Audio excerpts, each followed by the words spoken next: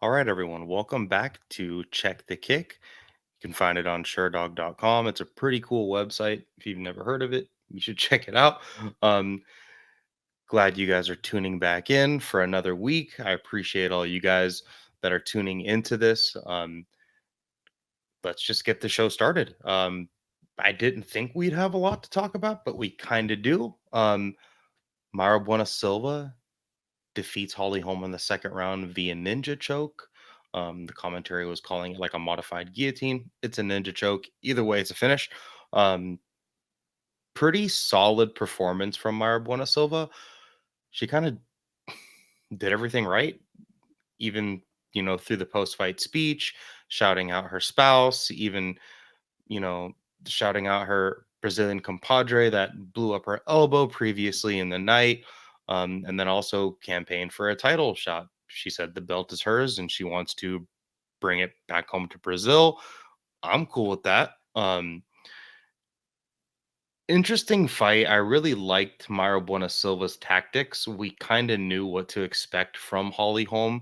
Um, and I'm not happy that Holly Holm lost this fight. However, I'm happy for the women's bantamweight division because that division is probably, I mean, shit, could we all really put up with another Holly Holm title fight, even another Holly Holm main event? Um, Her style has just really become a very swing and cling, throw combinations, try to get in your face, try to press you up against the cage. And she got some shots off on Mayra Silva as much as you probably have to score the first round of that fight for Holly Holm. But like in my heart of hearts, I don't want to score a round like that for somebody when they just kind of, use use forward pressure, put you against the cage, and maybe try to hit you with a tiny shot on the break or just pepper you with shots. You know, she really fights for the underhooks and just try to go to the body and then go over the top against the cage, but there's not a lot of power behind it. That's for home. She was kind of throwing some combinations together, landing on Mayra Silva, but with no effect, not clipping her up or not.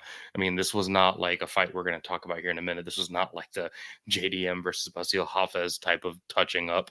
Um, Holly Holm's style has just become very nullifying and very ineffective for the current MMA scoring criteria. I think that her style has been built over the years and she's been around so long that her style might have benefited the prior scoring system where impact slash damage, everybody calls it damage, but the word is impact, where she just is not a very impactful fighter. In the first round, when Holm was trying to rush into the pocket, um, Bueno Silva met her with a lot of elbows. She landed a bunch of good elbows. Not a bunch, maybe two or three good elbows. Some good clean shots on the feet. Her kicking was kind of interrupting Holm. Buena Silva was definitely a little bit smaller than Holm, but I don't think she's at any sort of size discrepancy. And again, in a division like women's bantamweight, a size discrepancy is just not a huge factor in my opinion, um, just because of the caliber and quality of those fighters in that division. Um, in the nicest way I can say it, just is what it is. They can't help who's around them. For Mayra Silva, I love that she made the adaptation. She kind of noticed that Holm was going to pressure and just pressure against the cage and kind of leave her neck open, and got that ninja choke. That ninja choke was super clean. Had Holly tapping right away. Holly looked really weird. And she always does her kind of pace around. You can tell she's definitely a little bit um she's riled up. She's about to get into a fist fight. Don't blame her. I'd be riled up too. Um, but she also seemed older. Like I know she's 41. I know even though she just signed a new contract and I mean, by all means, let her keep fighting. She's Holly Holm. But just facially, like she looked a little bit older on Saturday night. Like the way she looked in her face, just her body. Like time catches up to everybody, and I wouldn't be surprised if it's finally caught up to Holly Holm. Um, Again, her game is just not built for MMA in 2023, and I understand, MMA in 2023. women's bantamweight is still in, if men's lightweight or bantamweight is in 2023, I say women's bantamweight is in 2014, 2015, maybe about 10 years behind, the best divisions in the UFC, skill for skill with what kind of fighters are there. However, I just don't know if Holm's style is long for this. She signed a 3-fight deal, I believe, so there's going to be 2 left. Knowing Holly Holm, she would not want to go out on a loss. She seemed to be upset about the loss, but she definitely wasn't leaving her gloves in the octagon. Um, the title of this episode should be "Fumble the Bag," because Holm fumbled the bag here. This was her chance to reclaim another title again, and there was rumors of Ronda Rousey coming back, and blah blah blah. If you ask me, Ronda was not coming back to MMA.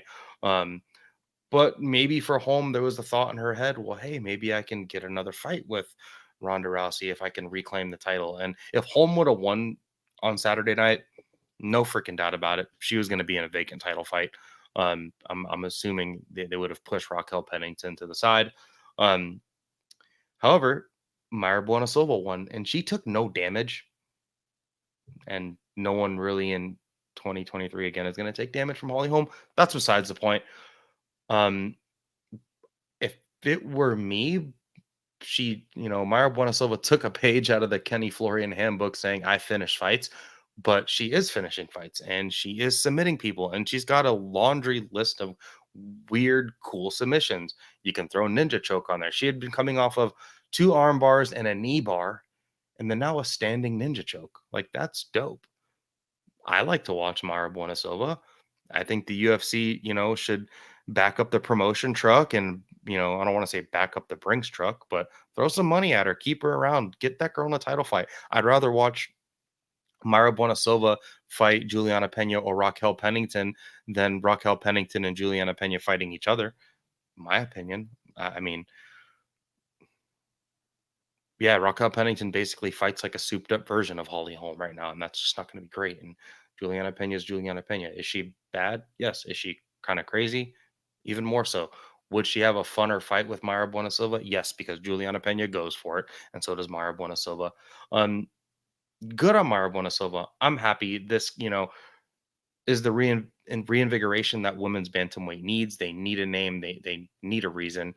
Um, and with the way that the women's featherweight fight went that night, Saturday night, God, if you guys, there's gonna be memes and gifts for life for poor Chelsea Chandler, but she got cracked by Norma Dumont, turned around and ran away like a kid playing ding dong ditch. That was funny. You guys need to go track that down. Mayra Bueno Silva got 50K too. She got a bonus, so shout out to her. That was freaking dope. Moving on to Jack Della Maddalena versus Bassil Hafez. That was a dope fight. JDM, I'm kind of lost for words on how I feel about it. I was in the Sherdog Slack chat. Sorry, I need a sip of water, guys. And girls or girls. This fight, you need a gallon of water if you're going to watch this fight again. This fight was so crazy. This fight was super entertaining, but also super, super frustrating if you're a Jack Della Maddalena fan. I think we might have found his ceiling. I'm Go on MMA Twitter, Instagram, wherever, MMA social media, and everybody's writing him off. And it's kind of the same thing that they did to Arman Sarukian, after he got clipped by Joaquim Silva. This is a little bit different. JDM's repetitive guillotine jumping. Number one, shout out to Bassil Hafez, because this dude, short notice replacement, 5 days, comes in, no catch weight, cuts the weight. JDM also made weight twice too, so shout out to him. But big shout out to Bassil Hafez. This dude took shots that like no one, Randy Brown wasn't taking them shots. No one else JDM fought. Number one, had JDM in as much trouble as he did on the feet and on the ground, and no one's been able to take his shots. First round comes, Bassil Hafez doesn't even do the glove touch, shoots the immediate takedown, gets a takedown right away. I didn't get to do any tape study for this fight. I'm not going to say broke this fight down because that wouldn't be fair. but I talked about this fight on my last show. It was a fight that I broke down. There wasn't even odds for it or anything at that time. But from the little bit of research I did, I found that Bassil Hafez was a high level BJJ practitioner. He competed in BJJ tournaments, and he trains at Elevation. Seems to be a trading partner of Justin Gaethje and Kamaru Usman. Um, Bassil Hafez seems to be good. The way that the fight went, again, Bassil Hafez gets the takedown in the first round, gets tons of control, ends that first round in an arm triangle. You got to give that round to him. Second round comes out. I mean, just saying that's not fair. This fight was crazy. JDM and Bassil Hafez were throwing down on the feet. Hafez was just taking tons of shots and giving them right back. And JDM was on the pressure, body punching. Bassil Hafez was just swinging and banging, taking JDM's best shots and clipping them up too. Like if you look at they took a picture together and they both they both clearly beat the shit out of each other. But JDM was wearing it on his face. You know his nose is already sideways, but JDM was freaking wearing it after this fight. First round, second round is a little bit closer, but you could see Hafez is definitely wearing. He's getting takedowns. JDM is jumping guillotine when Basile is going for takedowns. Um, Third round is just madness. JDM, a lot of people scored it a 10-8. I'm not mad at it. JDM is just pressuring Hafez, going to the body. I don't know how Hafez came, showed up, made weight, fought the fight he did for the first two rounds, and did not get finished in the third round. They both got 50 Gs for this. What worries me about Jack Della Maddalena moving forward, though, is you look at someone like Sean Brady, who's another big welterweight who has like a. If it were me picking doing a breakdown analyst on the JDM Sean Brady fight, I feel like Basile Hafez fought a game plan that Sean Brady would fight. Is Basile Hafez maybe a little tougher and is Brady a little bit more breakable than Basile Hafez? Maybe. I'm basing that on Sean Brady's fight with Bilal Muhammad, where he kind of got broken over time. But again, that was when they were striking arm triangle show. Like that's one of his things. Might have been first round sub for Brady. So that's something that JDM wants to look out for. And his jujitsu coaches, I mean, you don't want to take he's a brown belt, but like don't take his belt. But dude, you know where you get initiated when you get a belt ranking in some gyms where you walk through the line of dudes and they all smack you with the belt. He needs to walk through that line of people and just have everybody smack him with belts because he jumped guillotine with like seven. I don't want to say the number because I don't have the stats up, but the dude was just jumping guillotine over and over and over again. And it's like Dustin Poirier is his favorite fighter. You're jumping guillotine on a pretty high level BJJ practitioner, and then you're giving it up for bad position. It didn't work the first time, didn't work the third time. Like, don't do it again. JDM's gonna go back and look at this. And you know what? The dude cut weight twice.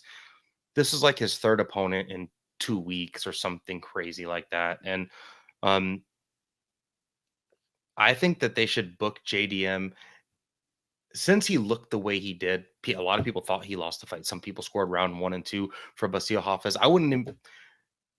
I think JDM won third round clearly. Pride rules. JDM won this fight, in my opinion. Won the second round, clearly won the third round.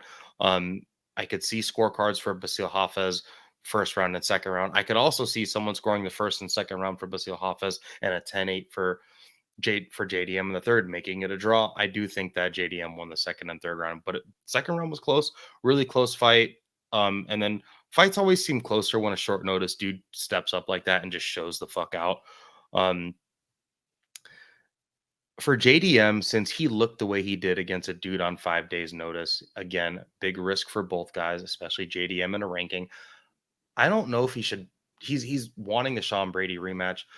I think they should book him against Renat Fakhardinov. I think Fakhardinov is a big test, and Fakharddinov's game. Clearly, we saw him just knock out Kevin Lee. We know he can strike, but he is a topside grappler. And if he continues to jump guillotine the way he did, That's just going to be a problem for the rest of Jack Della Maddalena's career. Or he will go back, have a full training camp, learn from his mistakes, and never do that shit again. Um, Either way, a guy like Fakhretdinov would be a huge test for him. And you know, you got to make fights based off of rankings, who's around them. Fakhretdinov, he's probably in the top 20 at welterweight, if not just outside. Jack Della Maddalena was ranked number 14. I like it. It's a stiff test for both dudes. Last fight I want to talk about on the card from this past weekend was Iron Turtle, Jun Park versus Albert Duraev. And Park is awesome. This is a dope ass fight. Albert Duraev came out swinging and banging. I was very surprised by that. He was Park's jab is phenomenal. The dude's got a great jab. Um, we got to see him fight Sean Strickland at some point, just so they can have the battle of the jab. Be really dope, I think. I love dudes with good jabs. Some people say that it's really boring, someone that'll just stick behind a jab, but I love when someone just put a jab in your face and never allow you to get started. And Albert Durai was kind of landing some big, heavy power punches. He was um, countering with overhand rights over Jung Park's jab, um, but nothing seemed to really bother Park. I wrote down on my notes, and my main note I wrote down was composure. Duraev's just not composed in a brawl when he has to take damage. He's good when he's giving it, but when he has to be the hammer and he has to take shots, he just doesn't like it. Jung Park, the exact opposite. He knows what he's getting himself into. He knows if I'm gonna have to take some shots, but if I can get my jab going, I'm gonna line up my two. I'm gonna line up my two right behind the jab, and that's what he started to do. Good leg kicks by Duraev as well. Park started to kind of, after maybe the first 4 or 5, halfway through the first round, Park, was able to start checking the kick. Um, Park started to be able to check the kick. But first round goes by. Albert Duraev gets that takedown. Jung Park scrambles up and gets back to his feet. And at that point, I was like, okay, Albert Drive might be in trouble here because Park's not phased by the power you're trying to hit him with. He's landing a good jab on you. His cross, his two is starting to land clean, and now he's defended your wrestling, and that's part of the composure thing.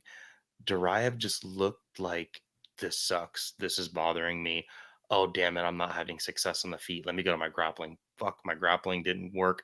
What am I going to go to now? And there are some fighters that are just headstrong that, hey, this is it. I'm gonna go no matter what. Even if plan A doesn't work the first time, I'm gonna try it 10 times and it'll work on the 11th time. And that's just Jung Park's style. um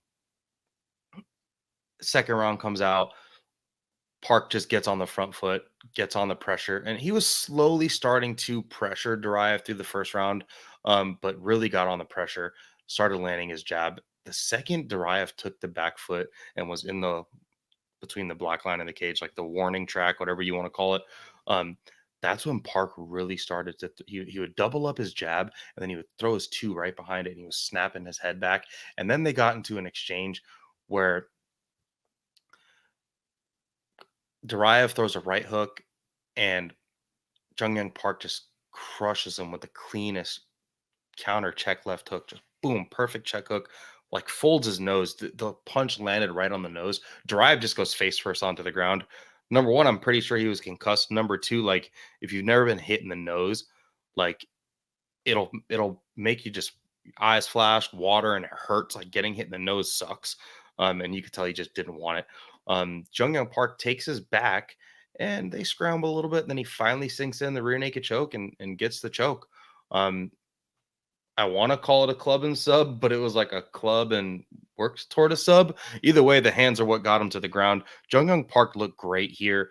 Um, Duraev just beat Chidi and Jaquani, and I would like a fight like that for Park, but I think he deserves something a little bit higher in the rankings.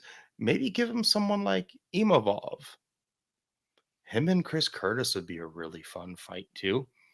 Um, or maybe we're gonna talk about this fight later, but maybe we can do Park versus the loser of Paul Craig and Andre Muniz. Like that'd be a good fight. Jung Park's on a streak. I think he's won 7 of his 8 last fights, and only dude that beat him was Hobocop, and he had Hobocop dead to rights like 2, 3, 4 times in that fight before he got finished himself. And I think going through, trials and tribulations in fights and through your fighting career and in life just kind of teach you, where to be composed and, how to stay mentally tough. And I think he's really adapted and put that toward his game. He looked great. Like one of his best performances. When I see dudes take big shots, I always watch their eyes to see, like, are they losing focus? Are they looking toward the corner? Are they looking toward the clock? Are they looking flustered? Are they blinking it out? Are they just laser focused from Jung Young Park? Iron Turtle, man, he's the shit. And his little dance after was dope. And his, he told DC, him and DC always seem to have cool moments on the mic. Um, just another Korean fighter. That's dope. Love Jung Young Park. And he's 32. He looks a little bit older to me, but he's 32 years old. And now's the time for him. Um, him and Anthony Fluffy Hernandez would be a dope ass fight too. But give him someone like Chris Curtis or Imavov, man. I think that'd be dope. Um, Good on him. Great win. He looked awesome. All right, guys, we're going to go ahead and move on to the second segment of the show called What's Hot. In this segment, I will talk about hot topics trending in MMA. And we're going to talk about the big boys. Pretty hot topic, fellas. Francis Ngannou versus the Gypsy King Tyson Fury has been booked. Odds have been released on this fight. This is not a title fight. However, this fight will go on their pro records. It's a 10-round bout. I know there was like exhibition rumors and all that shit. I mean, I took these odds a week ago. Fury is a minus 1,000 favorite. Francis Ngannou is a plus 600. Wouldn't be surprised if that even changes at all. Like, boxing always has crazy odds, and I'm sure some money will come in on Fury. MMA, the MMA fan base, MMA bettors will see, holy shit, Francis plus 600, and he might swell up to plus 800, and you might see Fury, you know, get even bigger down to, you know, minus 1200, minus 1400, but that's a stay away fight. You don't bet that fight. And we were talking about fumbling the bag. Everybody said Francis Ngannou fumbled the bag. I didn't say he fumbled the bag. If you've had conversations with me regarding this, I did say I don't know if it was the smartest thing to do, and I was more towards PFL signing a dude that if he gets one boxing fight, he's probably never gonna have a pro MMA fight again. And Francis got it. He got his wish. And this is what we're paying for. If you're a combat sports fan outside of MMA, if you're a boxing fan, um, we're getting this over the Usyk fight or the Anthony Joshua fight. So like this better be good. Um, Fury is facing some ridicule for this as well, saying, you're taking a fight against a dude on one leg that doesn't have a pro boxing match. But again, they had their moment prior, they've had their moment in the ring octagon together where they've kind of faced off. And um, Tyson Fury asked him how big his Corey was. It was a very funny moment. Look that up. It's very funny. Um, but they've kind of been on each other's radar for a hot minute. There was, bullshit talks about Fury fighting John Jones and all that shit. And I think Fury realized, hey, this is a good time for me to take this step in my career because, I'm trending. All the UFC fans are freaking out about me. All the John Jones stuff is stuff with Joe Rogan, just making waves through the media. And it's a safer fight technically than really anyone that Fury can face that's a pro boxer. Um, I know there was rumors of Ngannou fighting Chisora, I believe. Francis has never fought a dude bigger than him. Doesn't have any recent boxing matches. He's double knee surgeries. after the Gon fight, long time away. Francis Ngannou has nuclear power. I mean, it's not. It's like his power is like being poisoned with cyanide or being shot with a poison dart. Like it touches you, you're dead. That's it. Um, but so is Deontay Wilder, and Deontay Wilder might even hit harder than Francis. Deontay Wilder kills people, and Fury's finished him twice and had a draw with him in their first fight, and got dropped and got back up like the freaking Undertaker. Another thing that Francis can't do in boxing is Francis hits people, they go down, and he finishes them. Look at the way he's finished basically everybody. He's clubbed them, sent them to the stratosphere, but those people don't get 10 counts. Jairzinho Rosenstrike drops him, hits him with another clubbing shot. He's out. Recent fight with Stipe Miocic, drops him, gets on top of him, hammer fist. Was the hammer fist necessary? No. But Fury has an incredible chin, and Fury's huge. Fury's 6'7", I believe. I think they say he's 6'9", but he's like 6'7", 6'8". He's fucking huge. Um, he's gonna weigh like 300 pounds. I really hope Fury doesn't f around. I really hope he takes this fight seriously. If he uses a similar approach to what he used against Deontay Wilder, especially in the second fight, just leaning all over him, being dirty, just leaning on him in the clinch. Fury comes in at like 300 pounds and just makes this a dirty fight. Francis Ngannou is going to be gassed out in 3 rounds and he's going to get knocked out. Um, if you are going to bet this fight, you just bet Fury by KO. Um, don't round bet it because there's 10 rounds and they're only 3 minutes apiece. But 30, like, we don't know how Francis carries his power in the sixth round. I really hope Tyson Tyson's a, is a Tyson's a gamer and he's a showman. And I really hope Fury doesn't try to carry Francis in this fight because you better not F around and carry a dude like Francis. You need to get in there, put a jab in his face. Everything Tyson Fury does is better than Francis Ngannou. Every single thing. The only thing he just can't get touched by him. But even if he does, if Tyson Fury were to get dropped by Francis Ngannou, I would not be surprised if he just gets up and finishes him in the following round. Want to see Fury just get after him and make it a really dirty fight. And he has the ability to fight so many different styles. He can hang all over you. He can fight you from the outside. He could just put a jab on. He could just put a jab on Ngannou for 4, 5, 6, 7 rounds, and then get dirty for 2 rounds and finish him in the ninth. I could, yeah. And Fury can power punch. He's leaned more on his power punching. Look what he did to Deontay Wilder in their second and third fight. Um, Nuked him. Any man that could fight 3 rounds, 3 fights with Deontay Wilder can take Francis Ngannou's power. Is Francis Ngannou nuclear? Yes. Tyson Fury is special. Francis Ngannou is also special. But there will be more Francis Ngannou's. Tyson Fury is one of one. A dude with all of his physical abilities, plus his technical abilities and just his durability and toughness. He's just a different breed. And I'm excited for it. I love Tyson Fury, and I don't mind Francis Ngannou, and I'm glad to see an MMA guy, you know, actually take a big fight like this in the twilight of his career. Jake Paul is saying he's making $10 million for this. Maybe it's being funded by the Saudis, so who the hell knows? Who knows where the money's coming from? Not my problem. Don't care. Um, I'm cool that it's happening, but like it better be good. It better be good because we're getting this instead of the Usyk fight. So it is what it is. PFL.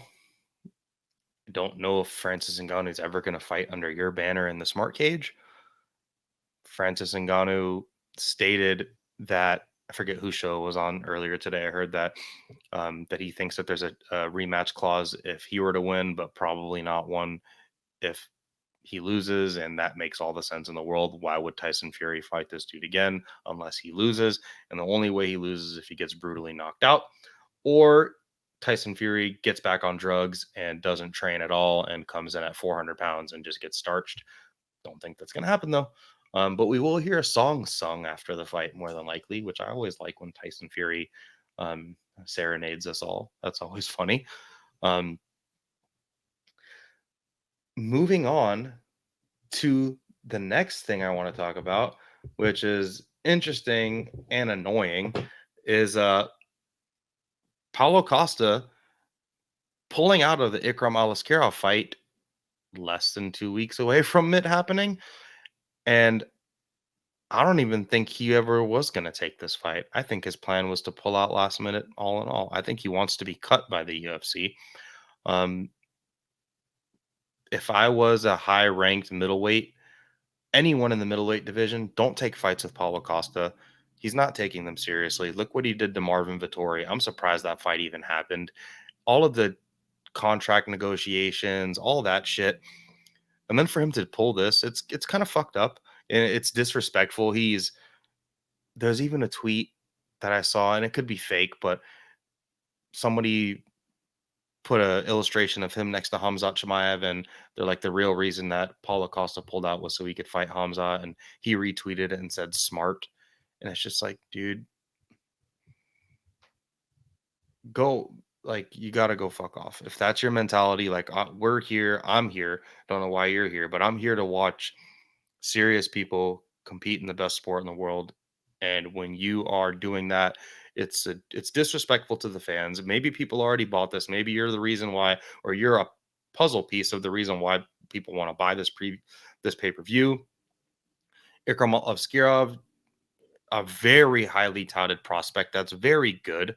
Um, Coming from Dagestan, another one of those dudes.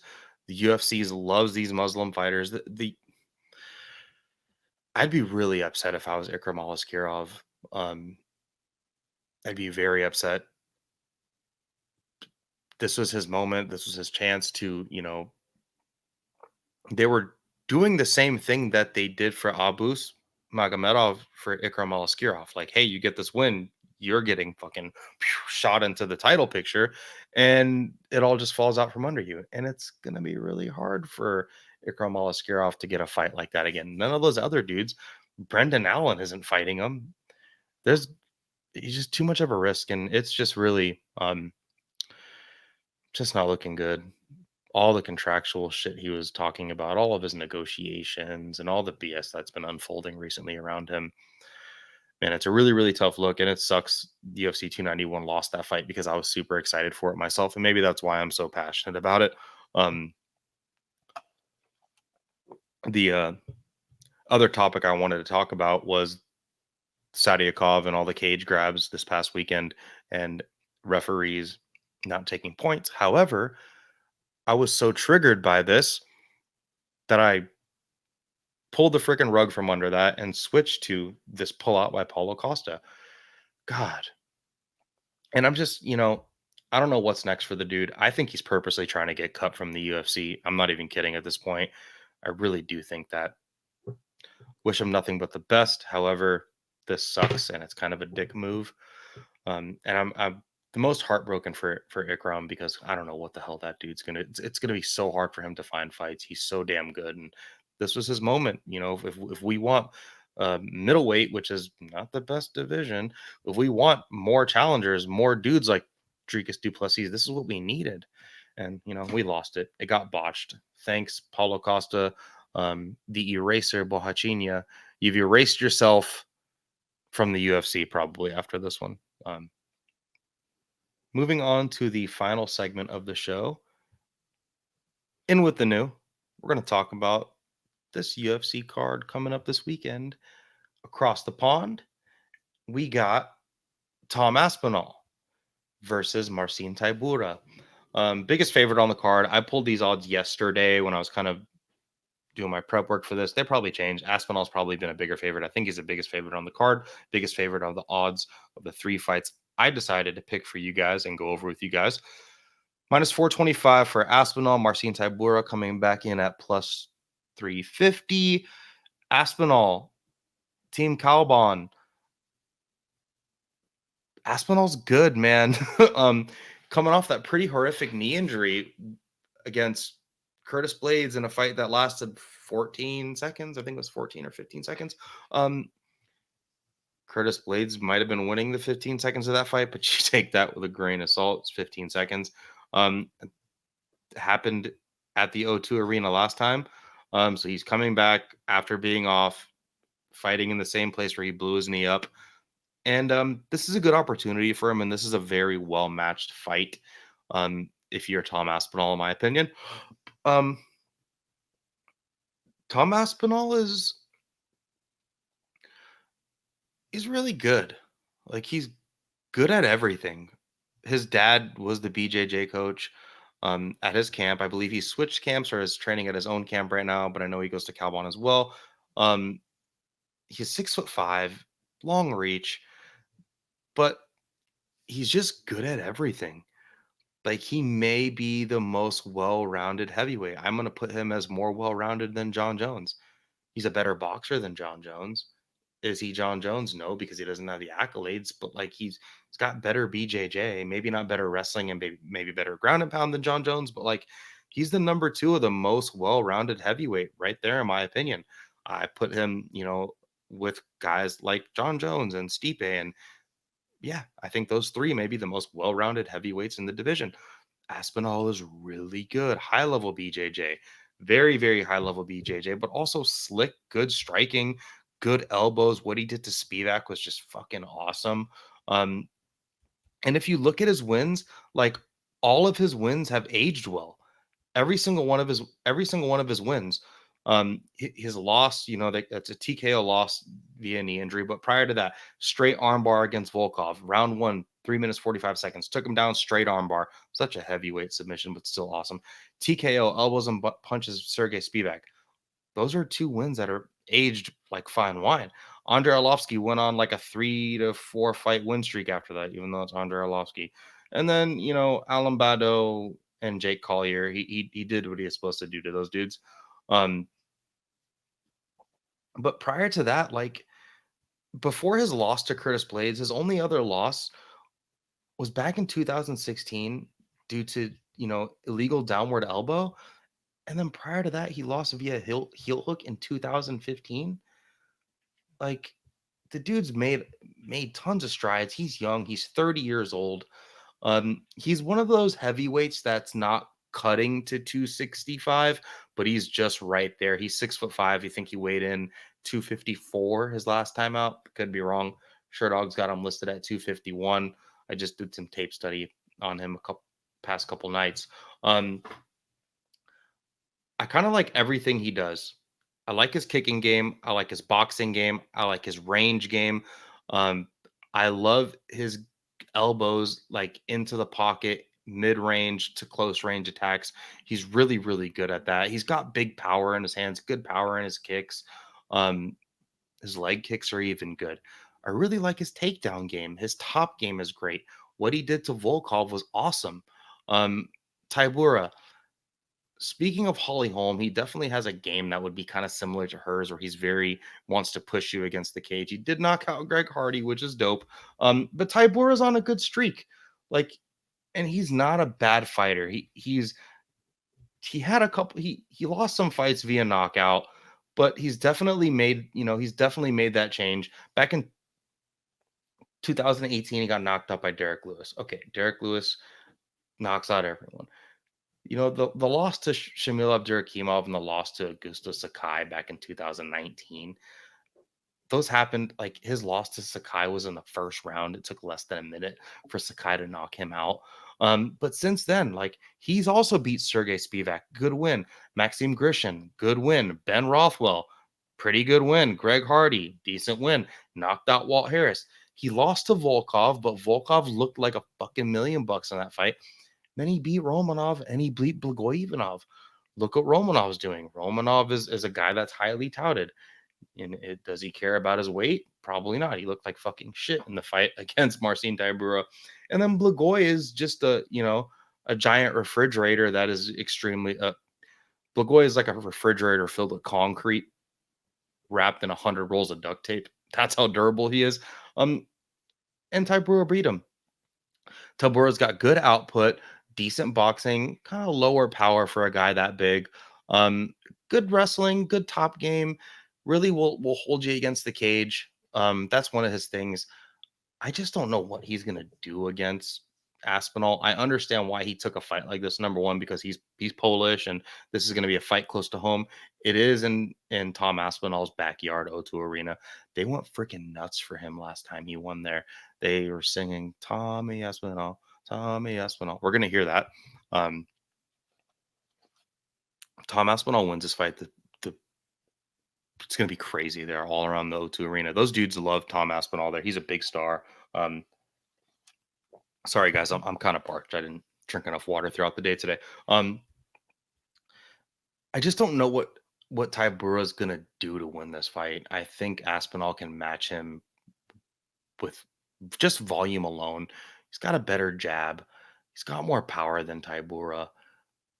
Tybura has to win this fight either by completely nullifying Aspinall for 3 rounds against the cage and just winning each round by control against the cage, or he kicks Aspinall's leg off and breaks his leg and he injures him. I just don't see another. I don't see Tybura getting into the clinch to try to push Aspinall up against the cage. He's just going to get met with elbows. Like Aspinall's so fast, so explosive. I think he's going to knock out Tybura. I could see him just getting into an exchange on the feet and clipping him with a big hook or something like that. Um, or even just the way that Tybura will try to push you against the cage, like that's just going to open him up for elbows. I could see him killing him with an elbow like he did to Spivak. Um, Give me Aspinall by round one knockout. I don't think this goes even over a round. I think he's going to be energized. We've had the O2 Arena. I think he's the main event. Those dudes love him. He's coming back off a year off. The dudes, I've listened to some interviews. Tom Aspinall is not effing around. He's serious. This dude's a real threat. And dudes like him are the reason why I don't think John Jones is going to be fighting in MMA much longer, because when you got dudes like Sergey Pavlovich lurking around, kind of, shark in the water, and then you got another young shark like him in the water. Yeah, Aspinall's great. Watch this fight. This is big for him. Good comeback, good matchmaking. If Tybura wins, I will be shocked. I'll be utterly shocked. Moving on to another fight. There's a lot of pretty good fights on this card. I picked this one because I thought it was going to be good. Nathaniel Wood versus Andre Fili. Um, Another hometown dude. Nathaniel Wood's slight favorite. Not going to say moderate. He's a slight to moderate. Minus 185. You got Andre Fili coming back at plus 160. Nathaniel Wood is a dude that spent a large portion of his career down at bantamweight, and he's kind of taken all of his physical attributes from bantamweight up to featherweight. He's definitely going to be the smaller dude, but he's got really good boxing. I like his boxing a lot. His combinations are really good. Um, he's got good calf kicks. He's got good combos. He likes to lead his combinations with his power hand. Sometimes I noticed, um, but he still throws. His combination punching is still really, really good. And I love his composure in the pocket. Um, he killed Charles Rosa with leg kicks. Looked great against Charles Jourdain. Jourdain is dangerous. His loss to Casey Kenny was his last fight down there at 135, and still his fight with Casey Kenny, it was a close fight. Looked good on the feet in the pocket. His John Dodson knockout in 2020 is something that he can be hurt. Um, but I love his boxing. That's something that I really think he's gonna put on Fili here. Fili, on the other hand, Fili is a longtime UFC vet. I love his nickname, Touchy Fili. Very funny nickname. And Fili's just fought everybody. Getting knocked out by Joe Anderson Brito looked bad in the moment, but looking back on it, Brito's an absolute athletic beast, super powerful, just a killer. So I'm not gonna be too upset about that. His loss to Bryce Mitchell, another loss where he was kind of out wrestled. He's also beaten Charles Jourdain. He's out of his last 4 fights.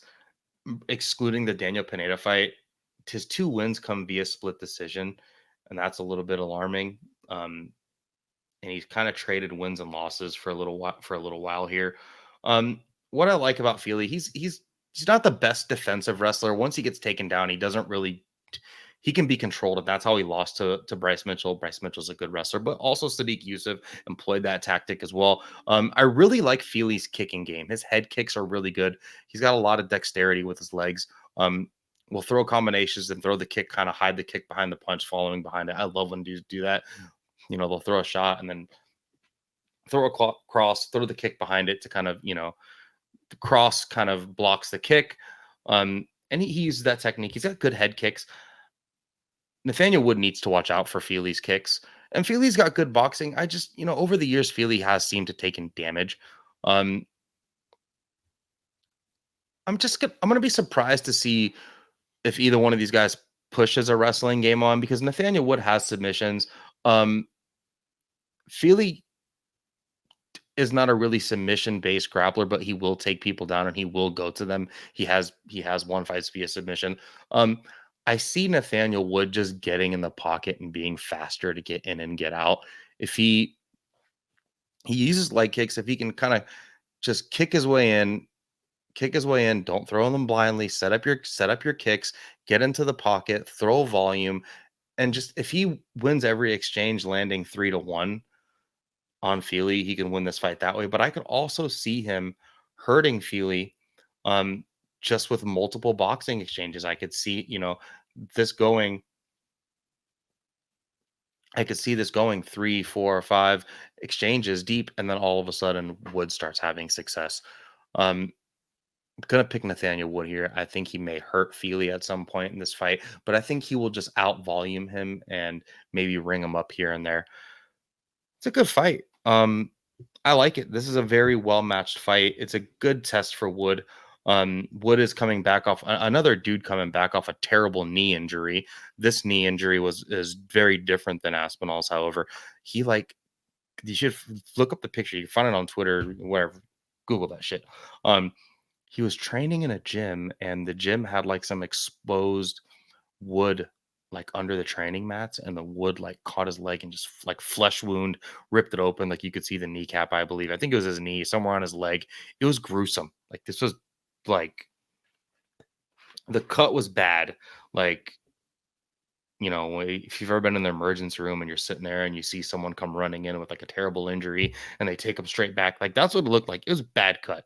Um, So yeah, going with Nathaniel Wood there. Hopefully he's all good with his injury, and this should be a fun fight. Wouldn't be surprised if this got fight of the night.